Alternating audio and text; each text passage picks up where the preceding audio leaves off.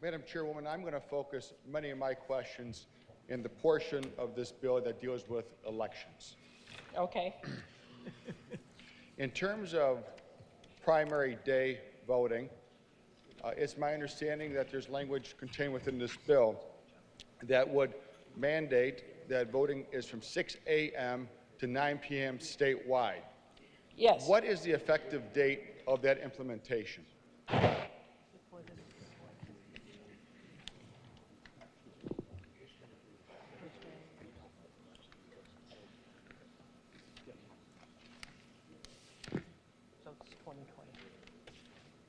Yes, so it's 120 days after the January becomes law. So 2020 elections in 2020, 120 days after January 1st. Would that include the presidential primary next year? No. Right, I don't believe we have a primary date set yet, so. Maybe that should be. To be continued. Right, maybe that should be taken into consideration when looking at this Certainly language we could. going forward. Okay. My question then, we have passed early voting in New York State, correct? Right. Yes, yeah. And that will take place starting with this general election coming up. Correct. Correct? For an 8-day period, from my understanding, 10 days prior to the second day prior to a general election, right? Actually, I believe it's 9 days, but correct, in advance of the election. 8 or 9, I'll give you that. So it's somewhere in that. So an individual could go and vote, early voting somewhere within their county for that period of time. Yes, that's early. Is it also accurate that we have taken steps to implement no excuse absentee voting by passing the first phase of the constitutional amendment? Correct. I'm sorry, I was a little distracted. Have we taken steps, this body, to vote on a constitutional amendment to allow for no excuse absentee voting? Yes. Okay. Yeah, we did, though it was just first passage. Yeah. That's fair enough. So we've got a 2-year period potentially for that to be concluded. Correct. All right. I understand that in this bill, there is a provision that would allow an employee for 3 hours of time off to go out and vote in any election. Correct. It expands from the current 2 hours to 3 hours. 2 hours to 3 hours. Right. It adds an additional hour. Okay. Time off, is that paid time off? Huh? It has to be. Huh? I believe we say without loss of pay, so that that's existing law for the 2 hours without loss of pay. So we add an additional hour, so that is also without loss of pay, that additional hour. All right. I just want to be very clear for all of the small business owners out there in New York State. Do they have to pay an employee for 3 hours of time to go out and vote?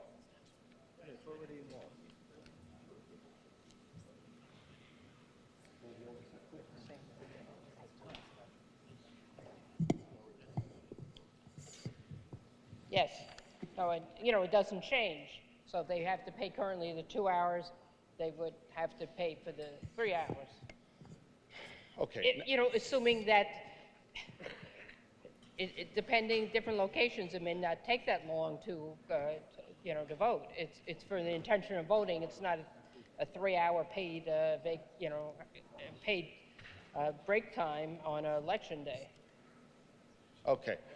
It's my understanding that under the current law, that if an individual has 4 hours from the beginning of the polling site, opening at 6 a.m., until their shift starts, then that provision would not apply under current law, or at the end, if there's a 4-hour period at the end of the shift and day. You're correct, but this bill repeals that. Okay. Now, I just want to make sure that this would for the employees would include critical care people who are very important, nurses, doctors, nursing home people who take care of our elderly? It doesn't make any distinction between the type of employee. So everybody, school teachers, I want to just read off a list: firefighters, corrections officers, small business owners who may only have 2 or 3 employees who work at their place, agricultural workers, farmers. I mentioned teachers. So all these individuals could get up to 3 hours of paid time off to vote. Yes, they could get paid time off. Again, it's for the purpose of voting. It's not a 3-hour paid vacation. And so many of the people that, professions that you describe are people who I know are very dedicated, and if they are able to vote without making use of that time off, they do currently, and they will continue to do that without having to make use of this provision. But for some people, they do need this provision of time off. Yes, okay. Will there have to be a verification, like a doctor's slip from the election worker for the employer to verify? Is there a provision that? Can the employer ask for a slip, proof? The current statute doesn't talk to that. We don't make a change. We don't change the law as regards that. I see. Okay. Will this apply for every election? Yes. So that would be school board elections?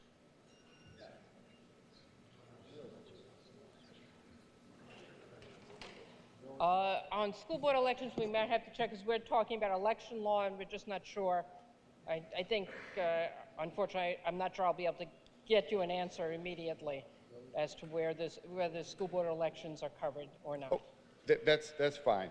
Let me just point out a couple more, and when you're doing your research, if someone could let me know from your staff, I would appreciate Sure. that. Would that include fire district elections, village elections, primary elections, special elections, library elections, special capital referendums for bonds? This is like potentially 10 elections. So we do think that it only covers elections under the election law, so that list that you described would not be included in this provision. Okay, thank you very much. So a special election, though, a primary election, they would be under the election law for sure? Yes, correct. Okay. Okay, now, would only registered voters be entitled to take this time off?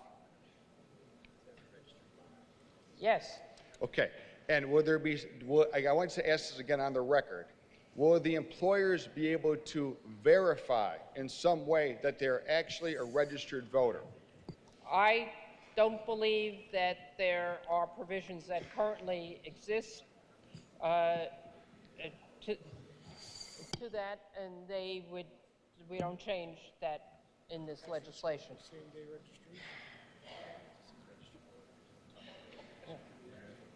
Okay.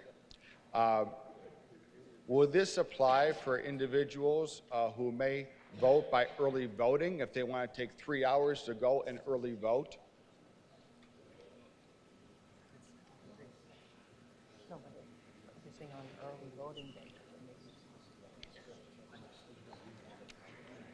Yeah.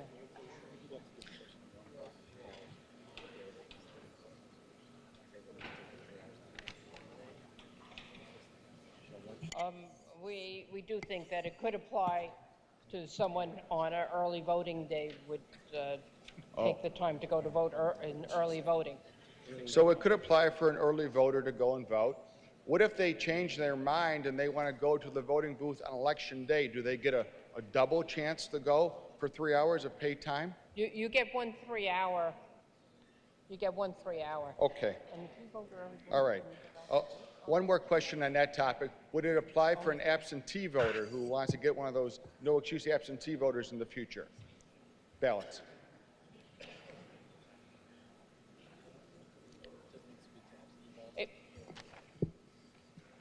It does not speak to absentee voters, so my best answer would be that it only covers in-person voting. Okay. I have another question.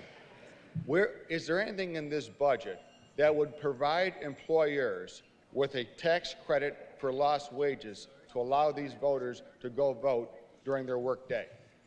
The same way that no, the same way that there isn't something that currently exists for the 2-hour window. Is there a sunset provision for this section to allow for the 3 hours of voting?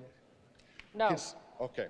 And the reason why I ask if there's a sunset provision is because we have taken actions in this body to implement early voting for a period of 8 or 9 days prior to Election Day, which gives voters ample opportunity to go out during those days to vote. And it also, we've taken steps, this one I've supported very proudly, for no excuse absentee voting. So that was the reason why I asked if there was a sunset provision maybe through January of 2021, I'm sorry, December of 2021 on this particular topic. But there's not. There is not, but like any other law in New York State, we can always come back and revisit it if there is a need to. Great, that's something maybe you and I can look at together. Okay, in terms of electronic poll books, I noticed that there's some provisions that will allow for the ability of electronic poll books in the state of New York. Are the local Board of Elections required to have these electronic poll books in their counties? No, no, they are not. It's a permissive language. Okay, and then in terms of the security of these poll books at the locations, will they be connected to the internet, whereas it could be subject to some sort of attack? The poll books will be, they will be approved by the Board of Elections, and those issues of cyber attack will be addressed in terms of approving individual electronic poll books. So when we're voting on this budget, just to be clear, we're going to leave it to the State Board of Elections to determine whether or not these electronic poll books will be connected to the internet. Right. The board has to have sufficient security measures. There's rules about that, and it's similar to what we did when we originally with the Help America Vote Act, with the HAVA Act, where the board determined gave counties in that instance, they reviewed the machines that are out there, and they gave choice of localities of choice of machines, but they were all approved by the board. The board has that expertise to make these determinations. Okay. That would be for like the general election. I just want to point this out on the record. For the early voting sites, and there will be in some counties up to 7 of these early voting sites, do you know if those early voting electronic poll books will actually be connected to the internet? So when individuals are voting at poll place A, we know that they don't go and vote an hour later at poll place B. There's not a requirement that they be connected. It's possible that they may be, but that would be under standards that the state board would set up to that would provide for appropriate security in those electronic polling books. All right, let's just assume at the polling site, the County Board of Elections elects to have electronic polling sites. Will there be a backup list of registered voters there in paper form in case there's some sort of an event that causes that poll book to be unused? Well, we actually, the language, excuse me, the language actually requires some amount of redundancy, so I would assume there would be.